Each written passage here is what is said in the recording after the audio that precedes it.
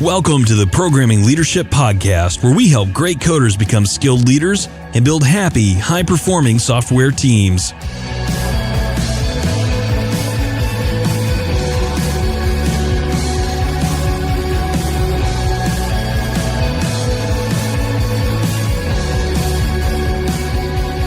Welcome to the Programming Leadership Podcast. I'm Marcus, and this is the show that helps great coders become great leaders and build happy teams.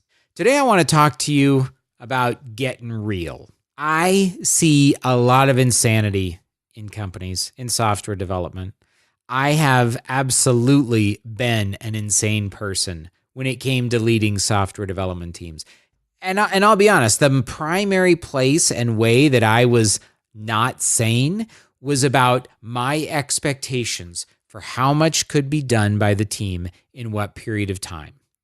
The other place I was insane was about what quality level could be accomplished in that period of time. And I feel like I want to just get you so focused on this topic, because if you are acting like me, like a crazy person, like an insane beast, where you have these expectations that make no sense, you are hurting your team. But before we dive in, I want to say thank you to GetPrime, the sponsor for this episode.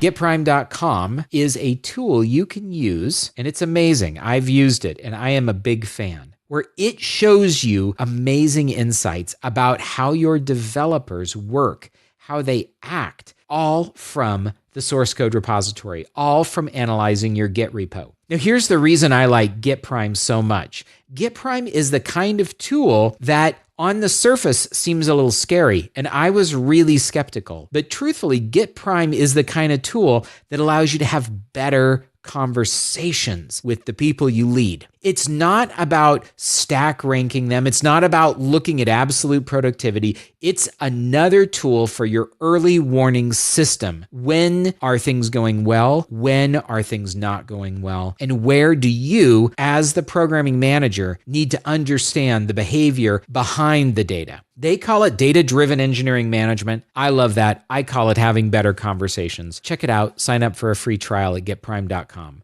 And again, thanks to them for being a sponsor. If you like this podcast and you talk to them, would you say thanks for sponsoring the Programming Leadership Podcast? All right, I see a few problems that come from being unrealistic. And so I think we should look at it from at least two angles. The first is when you are not realistic about what your team can deliver. The second is when you are not realistic about yourself. Both of these problems involve the idea of expecting perfection. When it comes to your team, my guess is where you work, there is a sense that they always want more, faster. More, faster, faster, faster. Sometimes better, but that's only if there's a big problem that occurs. So usually what I find when I lead software teams is the client has an insatiable appetite for getting more and getting it faster. If we're being realistic, this is a problem. This creates an environment where the people who are working for you, the people on the software team, get the sense that nothing they do is going to be good enough, that they can never please the boss. Not really. They might have a few wins, but ultimately they are looked at as going too slow, making things too complicated, and in general, just not, living up to expectations. And when you have a team that thinks they're not living up to expectations, you can guarantee that you have people worried that they're going to lose their jobs. This is not a psychologically safe place. This is a place where they are never fully appreciated because there is always a sense of faster, more. Now, I know maybe this doesn't apply to you, and you might say, sure, in our retrospectives, we continually try and improve, but we don't have a lot of pressure to get stuff done. I'm glad you don't have a lot of pressure to get stuff done. I would say that if you stopped getting much done, that pressure might hit pretty hard. But even in your retrospectives, are you being real? Are you being realistic? I think every team can make small incremental improvements. But remember, change is hard. And so if you're asking your team to make big changes every sprint, that is going to take a toll on them. No matter how good your team is, they are not perfect. The way they work together is not perfect, and you are not perfect either. And in fact, the people that demand all this more and more and more, faster, faster, faster, they're far from perfect as well, okay? You should be expecting your team to fail in all sorts of ways, and so should your boss and your customer. That may sound crazy to you, but recognize that if you don't expect your team to fail, you can guarantee they're not going to talk about it when they do. And every single sprint, there is a failure that can be learned from. And guess what? Even if you do everything so perfectly that no one at the retrospective, no one, even if they were completely honest over a beer in a bar, like if no one said, nope, we have no failures on this sprint, we executed perfectly, then the question is, what can we learn from our success? But when we are focused on perfection, we're missing all of that goodness. We're missing that improvement. We instead replace that with shame, with expectations, with negativity, with a sense that the boss will never, ever be happy. Does that resonate with you? I really want to hear from you. You can email me at marcus@marcusblankenship.com because I hear from software managers all the time that tell me that their bosses are unrealistic, that their bosses always want more, and no matter how good a job the team does, the boss never really celebrates. The boss, and we're using that term in a very interesting way, the boss is always dissatisfied. There's a lot of areas where perfection mindset creeps in here in a really nebulous, subtle, and damaging way. So one way, as we talked about, was when we have estimates and plans and projects, and we are going to do things on a schedule. Let's be honest, that never works out, does it? Not perfectly. My friend Jerry Weinberg told me once, he said, imagine what a perfect schedule might look like to you. I said, okay, I got the perfect schedule in mind. And he said, now, has any project ever gone perfectly? I laughed. I said, no, not perfectly. He said, okay, so whatever number you've budgeted for your perfect schedule, your happy path, you know that's wrong. Right now, you know that's wrong. In fact, I would say if you added an hour to it, that is the minimum that it could take. That's the floor. You recognize that your perfection is wrong, and it's the minimum that this thing could take. And frankly, I was kind of flabbergasted because I'd never thought about that in quite that way. And what he was trying to tell me was just because you don't know the perfect number doesn't mean you don't know anything. I love that story. I believe it's up on our YouTube channel, Jerry and I's chats, and we can post that in the show notes.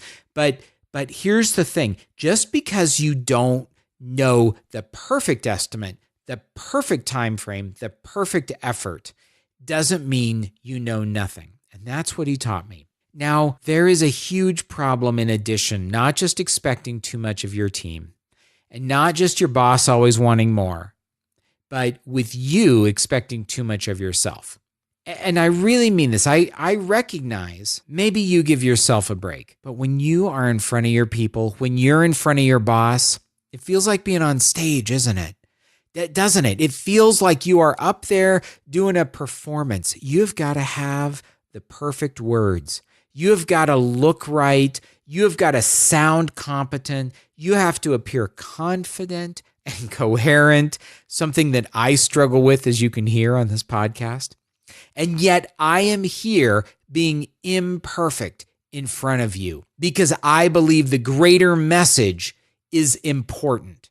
And in the same way, I want you to take that approach. I want you to be in front of your boss and your team, not imagining that you have to be perfect in every meeting, not imagining that it's better to say nothing than it is to admit you don't know something, or to admit that you don't understand, or to admit that you don't have the answer, or even to admit that you failed. Those are actually all better responses than saying nothing. Hey, I get it. You're probably listening to this thinking, Marcus, you've never worked in a big corporate environment. You have no idea what it looks like when there's 10 team leads around the room or 10 vice presidents. And do you think I'm going to be the one to raise my hand and say, I don't know what you're talking about, Bob? I know exactly what that's like.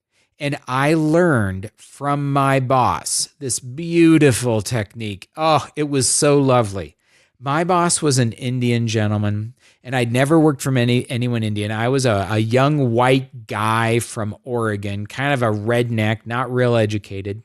And he had a master's degree in mechanical engineering. And I remember seeing him sit in meetings with the most important people in the company.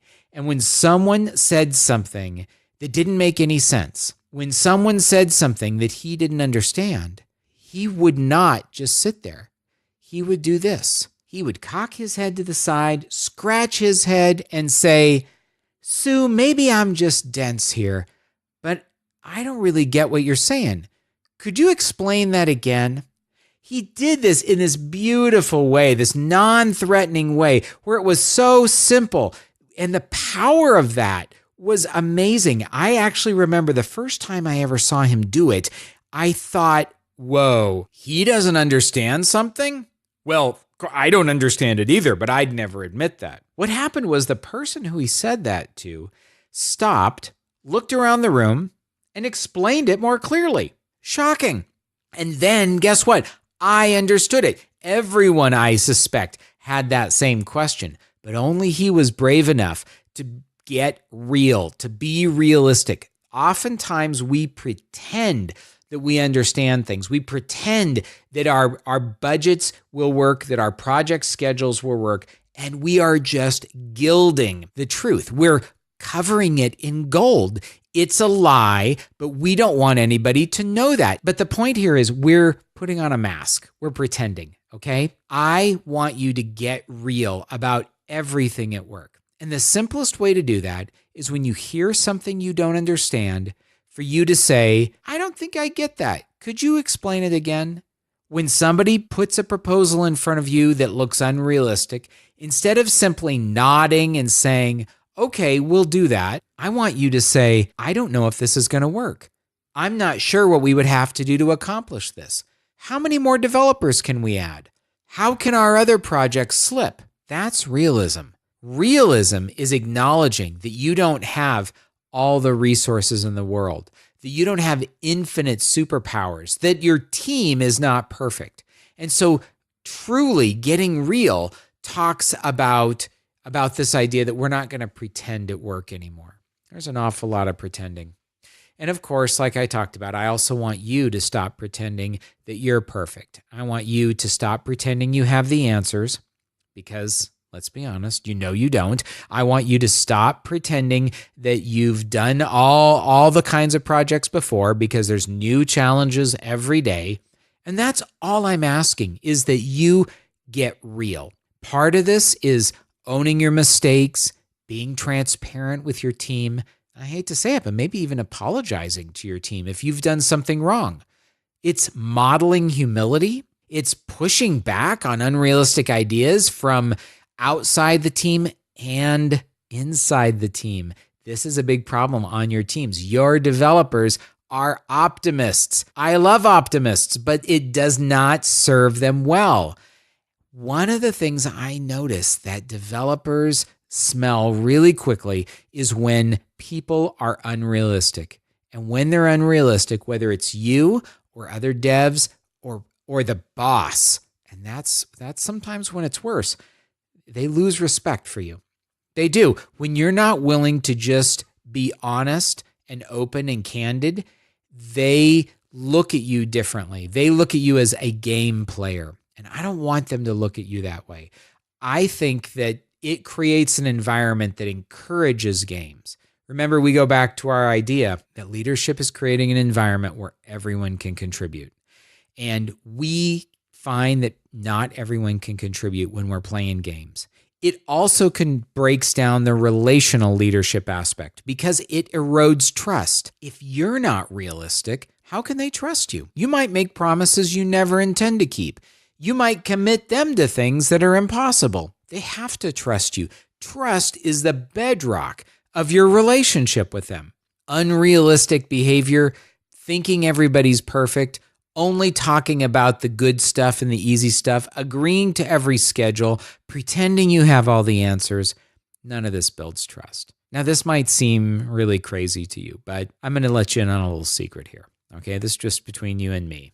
The thing that builds trust with your team is when you are humble, transparent, wrong, when you screw up, when you make mistakes, when you say, I don't know, and then you deal with those things. That's what builds trust.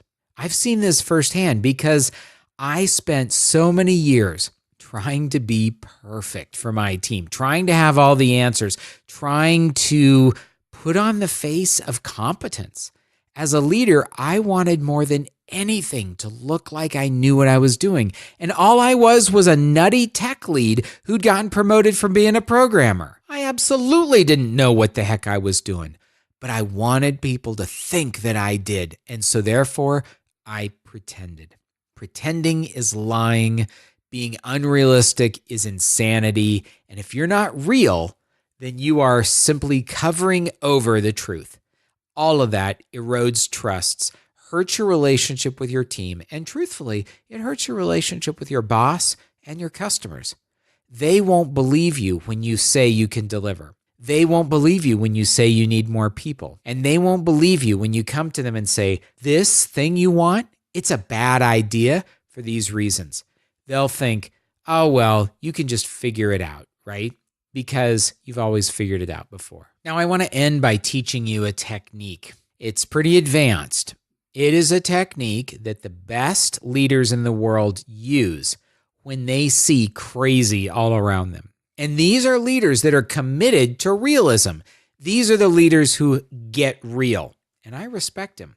These leaders have a very simple, but it's like a Bruce Lee punch. It looks easy, but it is hard to master. Okay, I'm going to give it to you here. You ready? When you hear something that sounds unrealistic, when you hear something that you know won't work, what you say is, no, that won't work. There you go. A few simple words. And then, you know what you say next? Nothing. Nothing. I'm not kidding. You shut your mouth. You say, no, that won't work. Okay, we can maybe be a little bit softer here. I don't think that'll work is a good substitute. The simplest thing to say is the beginning of that sentence. No. Oh, golly. No? You're just going to say no and leave it right there? I guarantee that will not be the end of the conversation. But that's what you want. You want someone who is not used to hearing no, no thank you, no I don't think that's going to work, no we won't do that, no we can't do that, no that's not a good idea. Whatever variation you want to use, feel free to steal these scripts. You want that person to perk up and ask you the natural next question. And that question is why? Is what do you mean that won't work? Why? Now, you don't have to have absolutely ironclad logic. If you do at the time, great, launch into it. Tell them why it won't work. It's far better than pretending it will. What you are allowed to say is, my gut tells me that won't work. And I bet you want to know why. And I'm going to get you that reason about why I don't think it's going to work by tomorrow at noon. And I'll call you and I'll explain it to you. But I've been in situations like this before. And the last time we tried this, it just didn't work out like we'd hoped. We didn't get the outcome. We didn't meet the deadline. The customer wasn't happy. So I'm not going to commit to it right here. I will tell you that I'll follow up with you and have another conversation. It's amazing how that single change in your stance, again, we can think about it like Bruce Lee the fighter, right? He had a great stance. That change in your stance to saying no, to being willing to hold a boundary, to being willing to have an opinion and to saying, I'll commit to come back to you and we will discuss the rationale for that. That is a game changer. That protects your team. That will win you over actually more trust and respect from the person you're saying it to and from other people who've heard you said it than almost anything else you can do. Okay, so in this episode, I have encouraged you to get real, be realistic. Don't expect perfection from your team. Don't expect perfection from yourself. And learn to say no. No to your team, no to your client, and especially no to your boss. You see, if you can't say no and mean it, how can you possibly say yes and mean it? I think that's an important takeaway here. We can't say yes unless we can truly say no. This has been the Programming Leadership Podcast. I'm Marcus, and we've got one question coming in from the audience here, so let's do this. All right, Sue wrote in and asked me this question about last week's episode on relational leadership. Marcus, is relational leadership just getting everybody to like you? That's a great question, Sue. Thanks for writing. If you'd like me to answer your question on the air, drop me a line at marcus@marcusblankenship.com. Sue, the answer to that is no. It's actually not about getting everybody to like you. Because if that's what it was about, we'd really not be in relational leadership. We'd be in manipulation. But I'm really glad you asked this because it's a common misconception. And even when I heard about relational leadership, I thought, what that means is I should try to be liked by everybody on my team, and then they'll do what I want. It's not actually very relational. Again, that's pretty manipulative. So what does relational leadership mean? Relational leadership, again, says that the better, honest relationship we have with our team, and these relationships we want with our team are going to be based on trust and bidirectional respect. The better the relationship, the happier our team is. The happier they are, the better they perform. High-performing individuals who stay at jobs for a long period of time have good relationships with their boss. And so that's what we want to build. Now think about maybe a romantic partner or a friend. Are your interactions with them always just about getting them to like you? No, of course not. Especially if you're married. I've been married 28 3/4 years. And I can guarantee you that it is not all about getting the other person to like you. It is about creating a place where both people can express themselves, can be respected, can negotiate, can talk about what's really happening, can problem solve together. That's what it's about. You know this. You know these are the kind of relationships that you have in your personal life or that you want. And so therefore, they're also the same kind of relationships you want in your professional life. A wonderful, wonderful book to help you if this sounds challenging is actually a book that has a religious bent. It is a Christian book, and I'm a Christian, so I don't mind referring you to it. The book is called Boundaries, and it's by Townsend and Cloud. And it is highly recommended for people who want to have relationships where it's clear who owns what in the relationship. Having good boundaries is necessary. Crucial Conversations is also an excellent book. This has not got a religious bent to it that talks about how to have conversation when the stakes are high.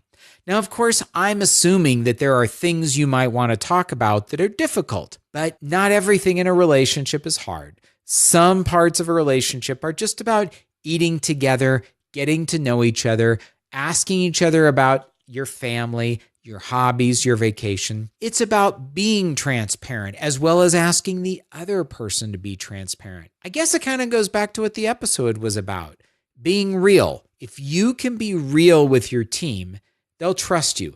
They'll have a good relationship with you. And guess what? They'll actually start to give you feedback about how you can improve. We're going to cover feedback in an upcoming episode, but feedback is critical for you to know how to improve being a manager. Yes, most of the time we imagine that feedback is for managers to give the programmers.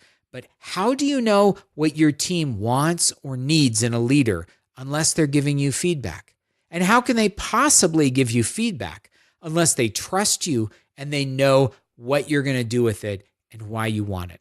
That's another episode. But no, the answer is relational leadership is not just about being liked. It's about creating healthy, strong, bidirectional, trusting professional relationships. All right, this has been Programming Leadership, the podcast that helps you, a great coder, become a great leader and build happy teams. I'm Marcus at marcusblankenship.com. Thanks for your time. We'll see you on the next one. Thank you for listening to Programming Leadership. You can keep up with the latest on the podcast at www.programmingleadership.com and on iTunes, Spotify, Google Play, or wherever fine podcasts are distributed. Thanks again for listening, and we'll see you next time.